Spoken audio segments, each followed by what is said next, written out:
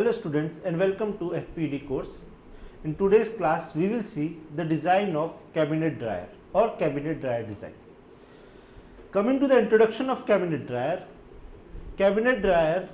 is the most common type of dryer in industry, and it operates on the principle of batch type drying.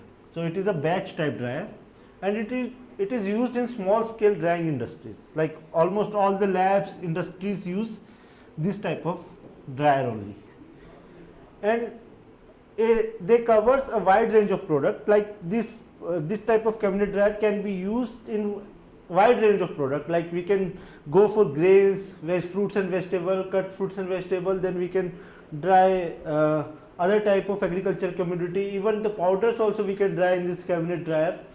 So this works on the wide range of product, and it is relatively inexpensive to the purchase compared to the other drying methods.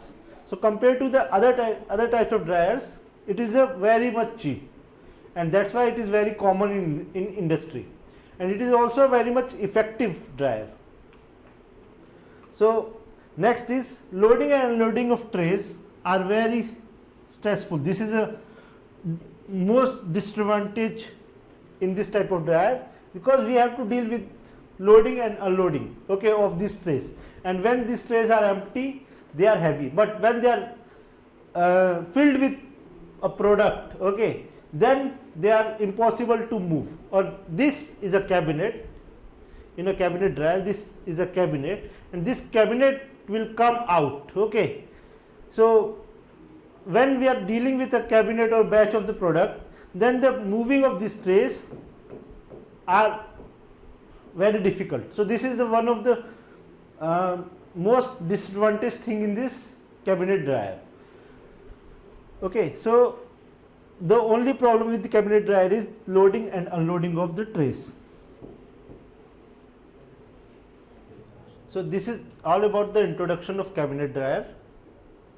So coming to next slide, it is about the components of cabinet dryer.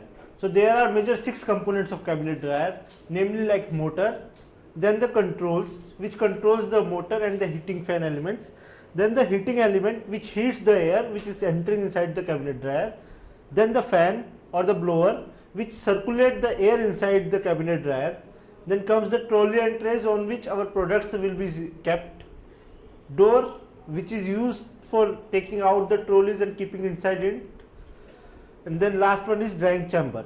Drying chamber is the area in which the drying takes place. So if we see the symmetric diagram of a cabinet dryer, it looks like this. So here we can see the trays,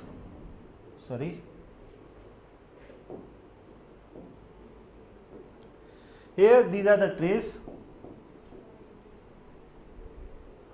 of cabinet dryer 1, and this whole is the assembly which is used as a, this is door number 6, door. Anyway, this is trolley.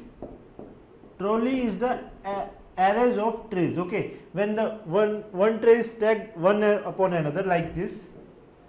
So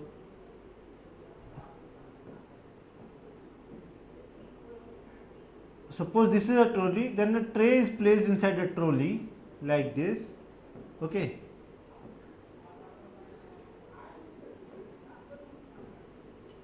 Like this, okay. So here are 3 trays, 1, 2 and 3 trays are placed inside one trolley. So this is how the trolley looks like, and this whole trolley will get inside the trays. In this case we are having 1, 2, 3, 4, 5, 6, 7, 8 trays placed inside one trolley. So the spacing between the trays also we can vary depending upon the product material. So that we will see the later, those things, how to select number of trays, how to select the size of tray, how to select the material, those things will come later. First here we are seeing the components of cabinet dryer. So in components we have seen the tray, doors, tray, trolley, then this is motor which used to circulate the fan. So fan should be placed inside somewhere here, okay. So this may be for fan, for circulation inside the cabinet dryer. It is not visible. These are the controls. Here inside this, because near to the fan there will be a heating element. Okay, so this is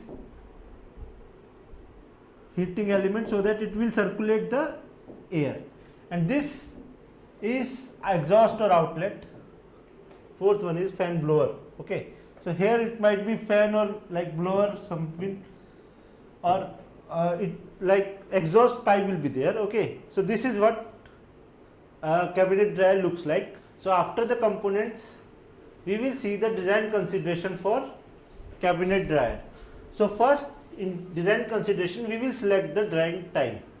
How much time is needed to drying the product, okay, or how much time we are going to give for one batch. Since this is a batch type dryer, so we will select the how much time we are going to give for a dryer. So first one is drying time. For example, let us consider like we are giving 30 minutes of drying time, means within 30 minutes our moisture content should be achieved to the desirable from the initial moisture content.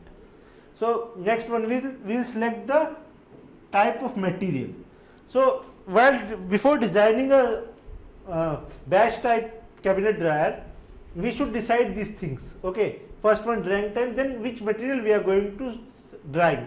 Okay, although it can be same dryer can be used for different types of purpose, like all the products, but the drying time will vary. So while designing, we should consider the drying material and drying time. Okay, we should design for one material and one type. So this material which we are going to see, or the product which we are going to consider for the designing, it should be a common one. Okay, either you can take the cereals.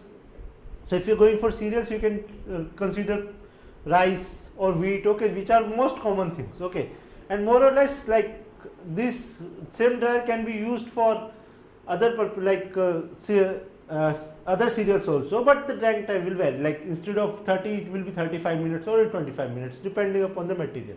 So here in our case, we will consider the rice as a product. So we have to consider drying time, then drying material. After that, we have to consider the inlet and outlet temperature of the air. Okay, then we have to see the how much temperature we should maintain inside the cabinet dryer. Okay, so that we can prevent the properties, like we can prevent the properties like vitamins, minerals. Okay, those properties, nutritional properties can be protected. Okay, so we generally doesn't exceed certain temperature. So in this case, let us see, we won't exceed the temperature of 40 degrees Celsius. Okay, because more than 40 degrees Celsius means there will be a risk of protein denaturization. Okay, there will be risk of loss of nutrition. Okay, so that's why, like in this case, we have considered 40 degrees Celsius. Depending upon your product, you can consider other temperatures also. Correct. If your product is not, if you are not concerned about a particular ingredients or particular nutrition inside your product, you can exceed this temperature and reduce your drying time. So these things are related. Temperature, time, and product are related things. Okay. So first we have to consider drying time. Then we have to consider the material which we are going to choose, and then we have to see the inlet air temperature, at what temperature and RH or air is entering inside our cabinet dryer, and what should be the maximum temperature inside a cabinet dryer. So after this, there will be another like other types of consideration also, which we put it in miscellaneous consideration. So here we can see that this miscellaneous consideration are mostly used for designing of trolley and trays. Okay, so like what should be the size of trays, what should be the size of trolley, is trolley is movable, or is it a fixed one, or we should divide a trolley into two. Those are the agronomical consideration, and we will consider as a miscellaneous one. So coming to next slide, now comes to the design procedure. In design procedure, first we are going to design the drying chamber. This is a drying chamber. So first one is design of drying chamber.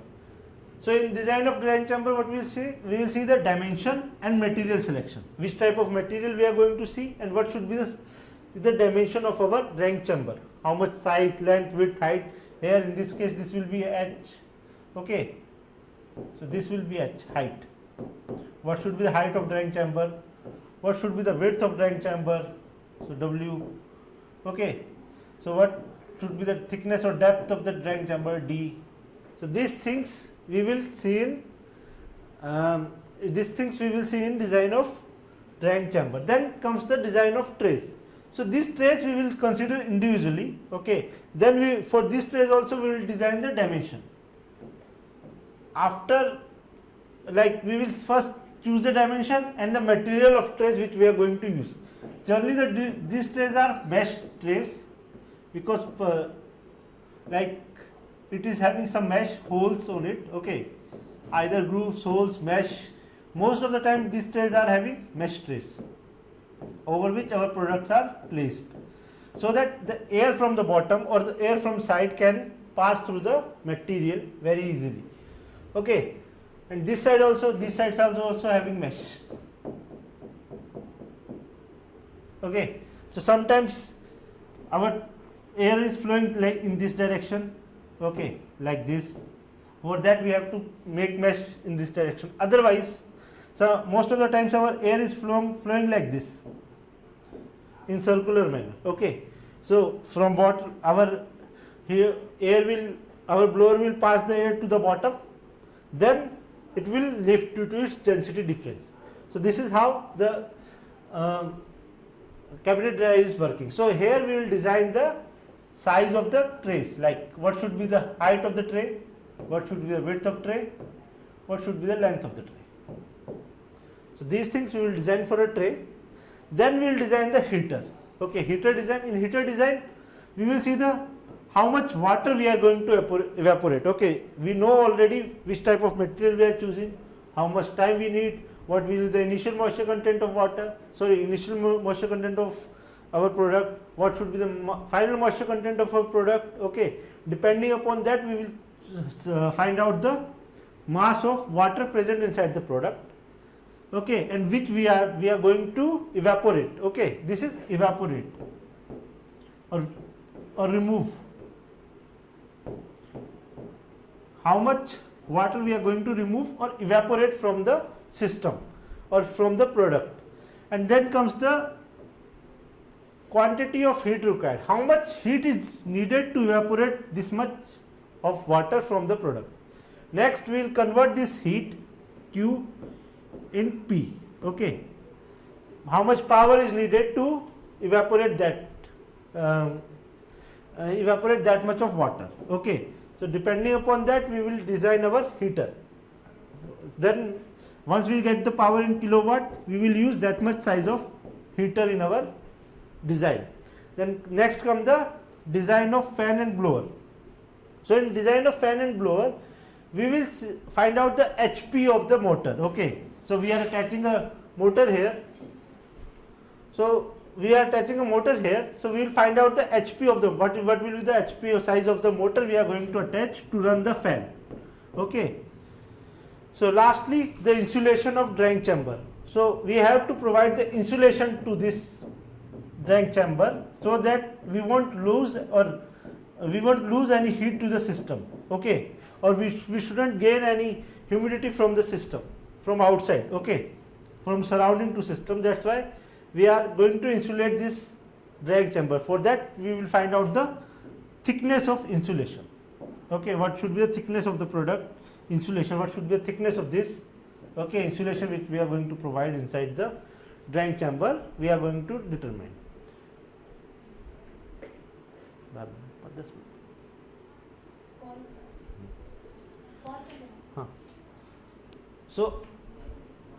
So after the design procedure, we will see the design of each component. The first component was the design of drying chamber.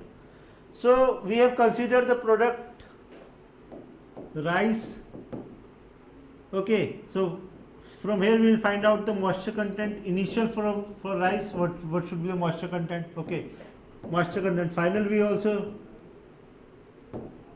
determine, okay, what should be the final moisture content and how much time to reach this much moisture content is known as drying time. Okay, these things we have already assumed, okay, correct. So this drying time was 30 minutes. Okay, any other consideration we have made? Temperature inside the chamber will be 40 degrees Celsius. So this work should be done at the 40 degrees Celsius. Okay, so this assumption, three assumptions we have made. Okay, so after considering these three assumptions, the first time, product and the temperature, okay, we are going to design our drying chamber. So drying chamber, first what we will do, we will decide the length, okay, and the width and the height of the drying chamber. Okay, this is drying chamber. Generally it is cubical, so it is having some length, height and width. Okay, first we will decide some height, length, width. Okay, so that we will find out the volume of the product, volume of the drying chamber, which will give us the volume, okay, which we need to keep our product. Okay, so size of batch is considered with the drying chamber. So next come the which type of material we are going to use to construct the drying chamber. So generally we use mild steel, which is food grade. Okay, SS 316 or 420, 424 or 420. Okay, SS 316 are the standard one. Okay, this we will forget. So SS 316 is the mild steel, which is food grade, which we select generally for the selection of, which will select generally as the material for construction of drying chamber. And so while selecting this food grade material, we also see some properties. Okay, properties like thermal properties and strength properties. Okay, we see the thermal properties and strength properties. So our drying chamber shouldn't distribute most of the our drying chamber shouldn't distribute most of the heat to the surrounding. So that's why we choose a material in such a way that it should have this good thermal properties or heat transfer thermal properties and strength, good strength. After that we will insulate. Okay, so we should provide some insulation to the reducing the heat loss. Okay, after that we will see other consideration like inside the drying chamber it should be painted or not. If it is painted, then what should be the color, black or silver. Okay, so that the heat loss can be minimized by radiation. Okay, silver, grey, those are the colors which we generally see inside the drying chamber. Okay, generally we see the shiny SS steel chamber. So this is what next after drying chamber. Next comes the trolley and trays. So trolley and trays are generally found in the larger size of dryers. So in the lab scale dryers, we don't see trolleys and trays. Okay, so this is a trolley in which n number of trays are placed. So this dryer are having two chambers. For this is 1 for trolley 1 and this is 2 for trolley 2, and here we can see the controls of behind this door. The controls of drying chambers are there. Okay, so this drying chamber is generally used for chili. We can see the chilies placed on it, and we are having 1 2 3 4 5 6 7 8 9 10 11 12 13 14 to the 28 trays on one platform, on one trolley. So this is how the trolleys and looks like, and this is how the trays are placed on them. So we are going to design the trolleys and trays. So for trolley design, first we will design the dimensions. What should be the height? This will come as a length. What should be the length of trolley? This will come as the height of the trolley. This will come as the width of the trolley.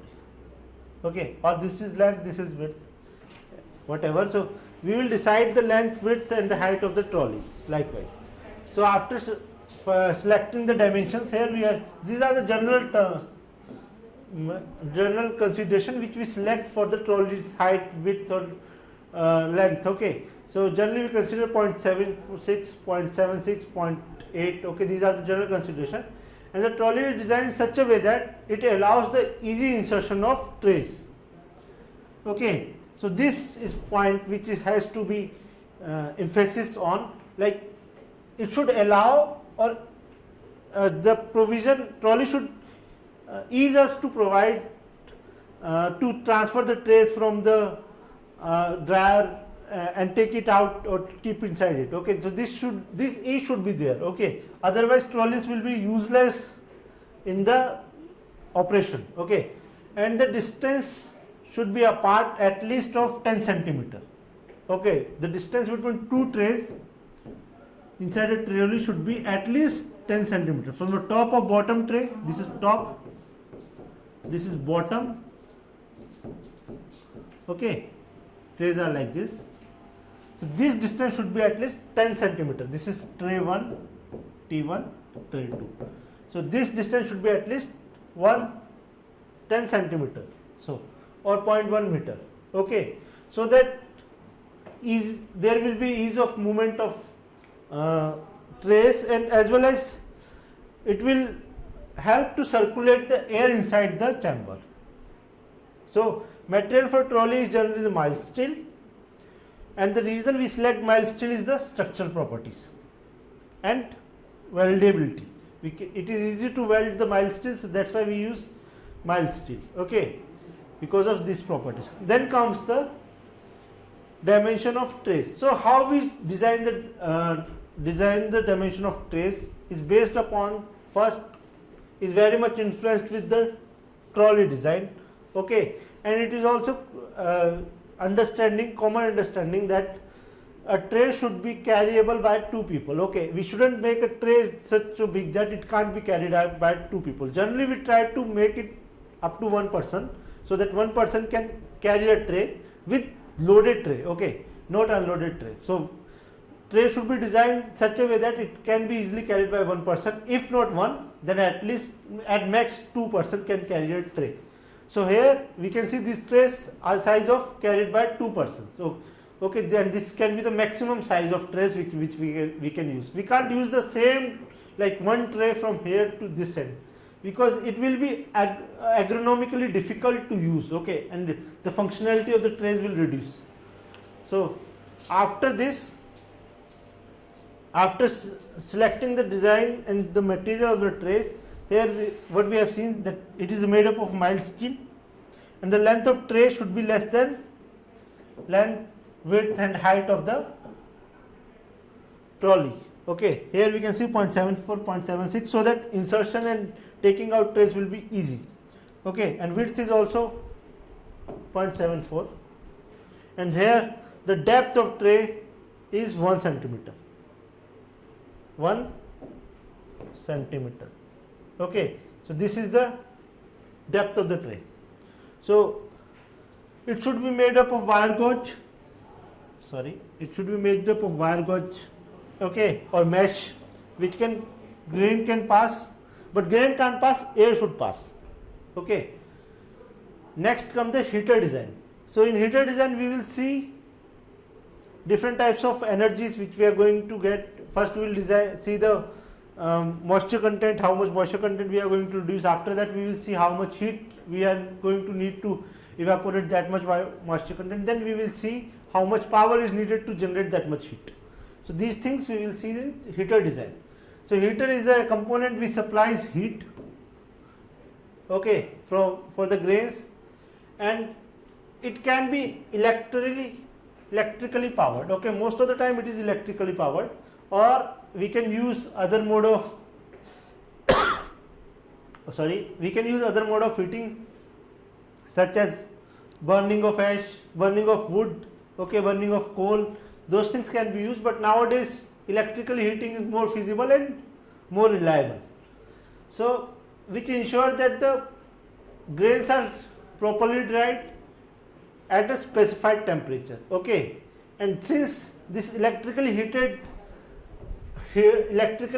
are more precise, that's why we prefer electrical heaters. Coming to the next things. So selection of heater we are going to select for this much size of chamber. Okay, this was the size of our chamber.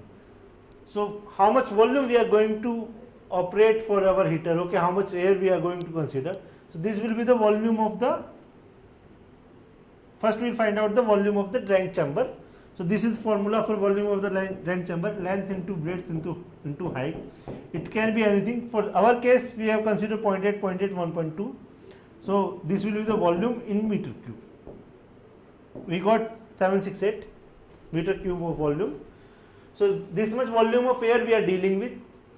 So volume of drying chamber we got here. Then comes the length, width. Then we are going to see the what is the product size. Okay, what is the volume of the product. So we are going to keep our product on trays, correct, and here we will see the volume of a tray. Okay, again the formula is L into B into H. Okay, there LBH is for tray, correct. So we kept is 0.74, 0.74 and 0.1, and this is the volume of the tray we are getting. Okay, and now we are going to keep some distance between two trays, right? There should be distance between two trays. That was 10 centimeter. We have seen, right? We have taken that thing, and then our drying time is indented, which also we have assumed. Then comes the height of the grains to be filled. So what happens? We don't fill here. The height of our tray is 0.1 centimeter. Okay, but we don't fill it up to 0.1 centimeter. Okay, or 10 centimeters. Okay, we fill it to 0.8 centimeter or 8 mm. We keep little bit space so that our product will not spill off through the tray. Okay, so here the height we are filling up to is 8 mm or 0.08 meters. So that thing we are going to find out the volume of a grains or volume of product on each tray. So how to find out? This is the volume of the product, 0.8 into 0.74 into 0.74. The volume of product comes as the 0.43808 meter cube. So how many numbers of trays we are needed? Total number of trays we are needed for our product means inside our chamber. Okay, so number of trays into volume per tray will be the total volume of grains. How much grain we are going to see. Okay, so suppose we are going to keep 4 trays here. So how much? Suppose we are keeping 4 trays. So how much trays totally? How much size of how much volume of the product we are dealing with is 1.7 into 10 raised to minus 1 meters. So this is the volume of the product we are dealing with. Formula is 4 is the number of trays into volume of 1 tray. Formula is N number of trays into volume of 1 tray is the formula we are using here. So once we have find out the volume we are going to deal for the product, then we will find out the mass of the product we are dealing with. Okay, because we need weight of the product we are dealing with, right? We know that is rice, but how much rice we are dealing. So here we know the bulk density of rice is 768, correct? So we know the volume density, we know density is equals to mass by volume. Volume of product we know, volume of product was this. Okay, density we know, density is this. Then we find out the mass, total mass of the product. So mass is equals to rho into volume. So here that we have used rho into volume. So we are dealing with 135 kgs, approximately 135 kgs of rice per batch. Okay, so based upon the dimension we have chosen. Okay, those are the arbitrary dimension, like our assumptions which we have chosen. So based upon the dimension we have chosen, we found that we can deal with 135 kgs of rice in one batch. Okay, so after finding out the size of the batch, we have to find out how much moisture content will be present inside the batch. Okay, so moisture content formula we know that Okay, initial weight minus weight after drying upon final initial weight into 100. Like MW is the mass of wet grain, MD is the mass of the dry grain. Okay, so weight before drying, weight after drying. Okay, so from the table we know, okay, for general prospection we know that at the time of harvesting the moisture content of paddy or rice is 27 degrees, so 27%. Okay, so this was the moisture content, initial moisture content of paddy. So from which we find out the weight of the dried paddy. What will the weight in, suppose in 134 kgs, how much will be the paddy weight? Okay, that formula we will use here, correct? So if you give 27 equals to, like, we'll put in this formula, we don't know initial, we don't know final, so initial we know, sorry, final upon initial into 100, correct? We, by using this formula we find out this, we know 134.74 here, this one, this also we know, this also we know. We put 134, we will get final moisture content, okay, or dried moisture content, dried weight moisture content, that is we are getting 98.36%. Okay, so mass of the wet page, then we will find out the mass of water, how much water we are going to see. Sorry, now we will continue with the mass of the water, how much weight of the water is present inside that. So mass of wet grain minus mass of dry grain will give us the mass of water present inside the sample, which is 36.38. Okay, this minus this will give us the mass of water. So we need to remove this much water. So how, after, like, how much energy we need to remove this much water is, the formula we use is Q is equals to mCp delta T. Okay, where m is the mass, which we find out 37 here, sorry, here 37 is the mass we find out. Okay, Cp is the specific heat capacity of water and delta T is the temperature difference.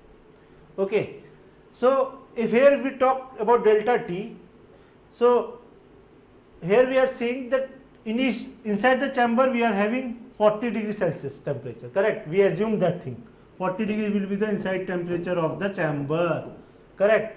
And inlet air we are assuming, let it be 5 degrees Celsius. So 5 degrees Celsius because it is really cold day. Okay, so the temperature of air will be 5 degrees Celsius. So we are dealing with that situation.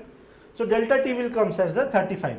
Okay, this minus this will come as a 35. So delta T will be the 35. Cp will be a specific heat of water, specific heat of water we know. Okay, and mass of water we already find out. From here we will find out the how much energy in kilojoule we need to evaporate this much water, okay, or to dry one batch of rice. So this energy we convert into power. Okay, how to convert this energy in power? So formula is very easy, Q by time. Q is the energy or heat energy needed to evaporate the water divided by time, how much time we are spending to evaporate that much energy. Okay, so that is that much water, how much energy we are spending in how much time. So that will be the power. Okay, so here we can see the time is 30 minutes, which we assumed earlier. Okay, so these minutes we will convert into seconds. Okay, then we convert power and the output power will be in 2.9 kilowatt. Okay, by Q we put from the behind backside, like from here we will find out that we are already having Q and time we are having 30 minutes. So our power will come as 2.9.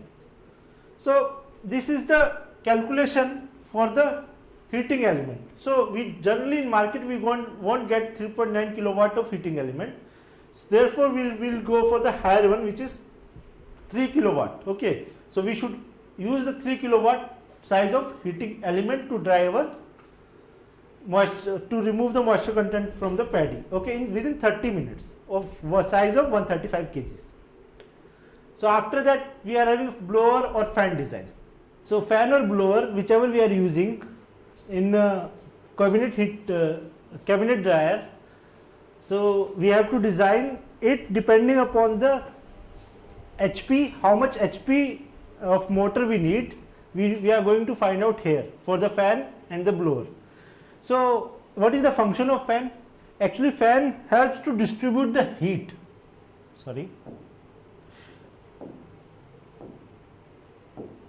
fan helps to distribute the heat by drawing the ambient air from the surrounding into the system. So the fan housing should be mounted at the top, okay, from which it will suck the ambient air from the surrounding. Then with the help of the fan, the air will be circulated over the heating element first.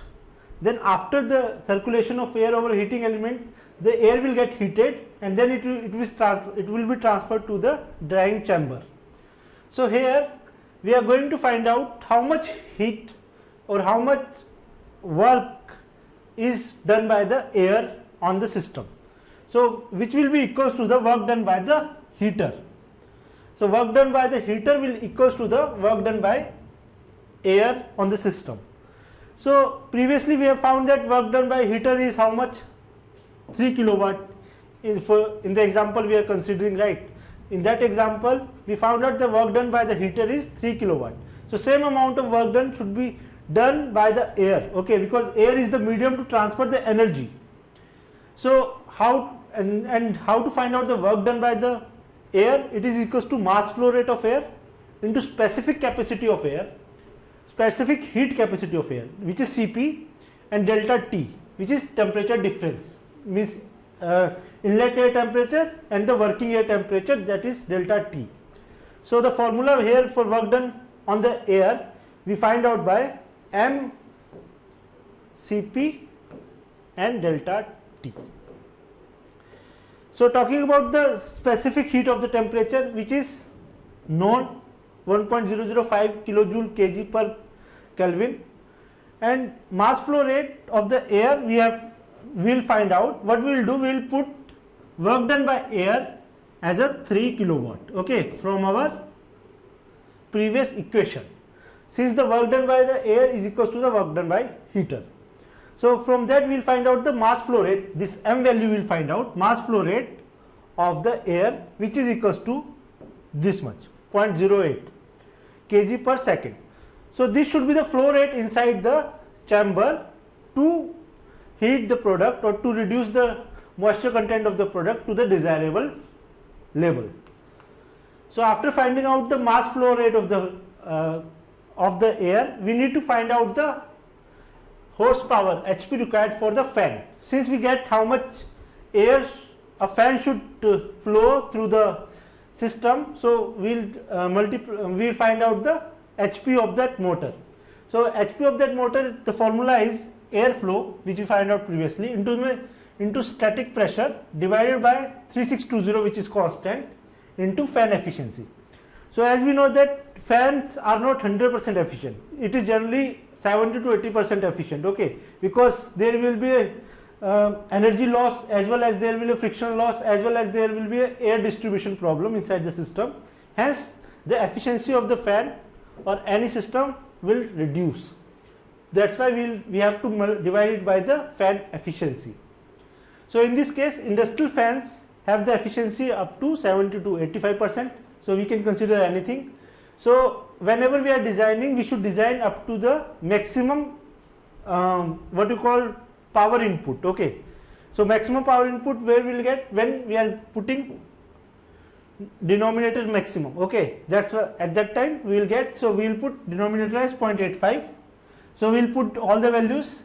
Air flow rate we found out in previous equation, static pressure is 4.0838 at that air pressure, and then 6320 is a constant, and this is the fan efficiency. From that we found out the HP of the motor which is needed to run the fan or a blower is 0.1 HP.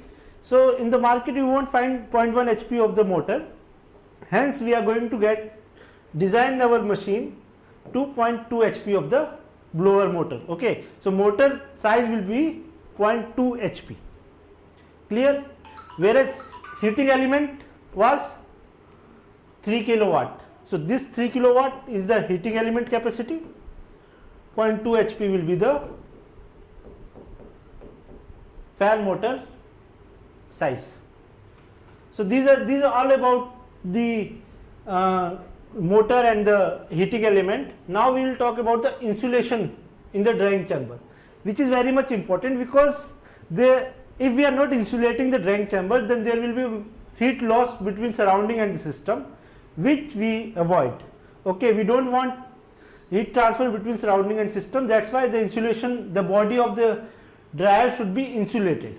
So different materials we are using for insulation. Okay, but considering the how much drying temperature and drying time and material characteristics, here we can choose the sawdust, and the sawdust is also a cheaper one, and the equipment we are designing here is also a low cost equipment. Hence we can keep the cost low by using sawdust. Okay, so sawdust is readily available and is a good insulator as well. So sawdust, now we will find out the insulation properties. So what we will do here, we will assume that 4% of the quality of heat we are generating or which we are producing are lost due to the insulation losses. Okay, this is the assumption we are going to make, and this assumption we can take from 4 to 10%. Okay, or we can reduce it to 0% also. Okay, we can say our system is completely insulated. Okay, and it will be 0%, but in this case we have taken 4%. If we are taking 10%, then we have to multiply the initial heat load to, the assumption we are making is that the loss will be the 4% of the total quality produced, total heat quality produced. Okay, the total quality of heat produced, the loss will be of 4% of that. So now we can calculate the required thickness. Okay, but before that we will assume that we are using 5 centimeter of sawdust this side and 5 centimeter sawdust of this side. Okay, so this will be our inside temperature, this will be inside, which will be 40 degrees Celsius, this will be the surrounding temperature, which is 5 degrees Celsius. Okay, and this will be the insulation thickness. Okay, the quantity of heat per second we find out is 300 watt or 3000 watt, which is 3 kilowatt also, which we have calculated previously, and then we find out the 4% of this 3000 is 120 watt. So 120 watt, for 120 watt we are going to design. Okay, and the quality of heat loss per unit Q is equals to lambda 1 divided by x T1 minus T2 is equals to x2. These are the heat equation for composite cylinder. Okay, composite wall. So we consider this as a composite wall. So for first wall, for x1 we can say this one T1 T2, for x2 this one, and for x3 this one. Okay, now we are going to find out the x value. Okay, what should be the thickness of this is x1, sorry, you can make this x1, x2, x3. Okay, we are going to find out x2 here, what will be the thickness of our insulation chambers, because this is the insulation we are going to provide with sawdust. Before sawdust our metal is 5 centimeter, after sawdust our metal is 5 centimeter. Okay, so in between we are going to fill the sawdust. So lambda 1 and lambda 3 are the heat transfer coefficient of mild steel, which you will get from the any material property of mild steel, which is 46 watt per meter square. Okay, lambda 1 and lambda 3 we got it here. Lambda 2 is the heat transfer coefficient of sawdust, which is also a property of sawdust, which we will get anywhere or which will be given in numericals. Okay, otherwise you have to remember this. So which we will use this one, this is also known. Now x1, x3 and x2 are the respective thickness of the mild steel and the sawdust. So x1 and x3 are the mild steel thicknesses, which we consider as a 5 centimeter, which is 0.5 meter. Correct, we assume that previously we have seen. We have to find out x2. to find out x2, first we have to find out T2 here, temperature 2 and temperature 3. Okay, if we are finding temperature 2 and temperature 3 here, then we will find out x, because this is known, these two are unknown, and this is also known, which is 120 watt. This is also we find out previously. Okay, heat loss. When we are seeing this equation here, this much, we know this, we know T1, T2 we don't know, and x1 we also know. So from here first we will find out T2. From this equation we will find out T3, because T4 is known, this is T4, x3 is known, lambda 3 is also known. So that is what we have done here. So we have used this equation, first equation, this much only we have used. So Q is equals to lambda 1 x3 divided by T1 minus T2. Okay, so we have kept it here. So we find out the value of T2. So T2 value was this much. Okay, then we kept use this equation, T3 equation, this one. Okay, so 120 is equals to lambda 3 x3 T3 and T4, and from here we find out T3 and T3 value was this. Now T2 and T3 value we kept in here. Okay, so T2 and T3 value we kept there, and from there we will find out the thickness of the insulator will be 0.02 meter. So hence we are going to use sawdust with 0.2, we are going to use sawdust with thickness of 0.2 meter, and which should reduce the heat loss of 4% from the drying chamber. So coming to the control panel. So control panel of a drying chamber or a cabinet dryer consists of on and off switch, so which we should provide, and a signal for light which will give whether door is open or closed. Okay, these are optional things, and a thermostat should be there so that we can monitor and control the temperature inside the drying chamber. So coming to the last slide, it is about the problems occurs during drying. Coming to the last slide, it is about the problem in dryers. So if the dryers, cabinet dryers are of low cost and are having very common principle, so why we are not using cabinet dryer everywhere? Because it comes with some limitations. First limitation is the uniformity of drying. Okay, the uniformity of drying inside the cabinet dryer is not good, because we generally find that the bottom layer of the cabinet dryer or bottom tray of the cabinet dryer dries much faster and sometimes over dried when compared to the top layer, okay, or top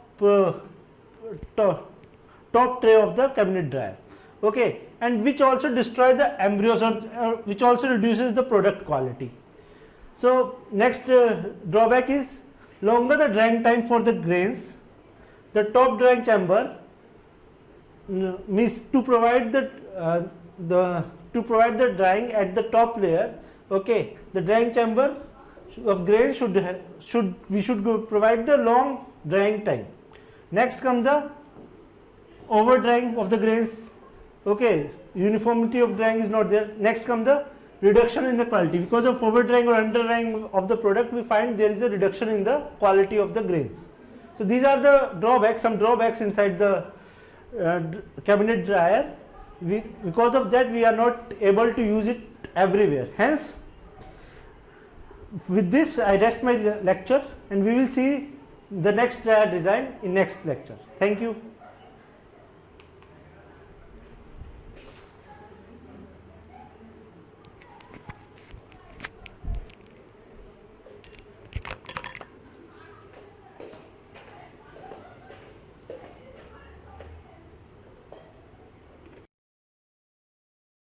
you.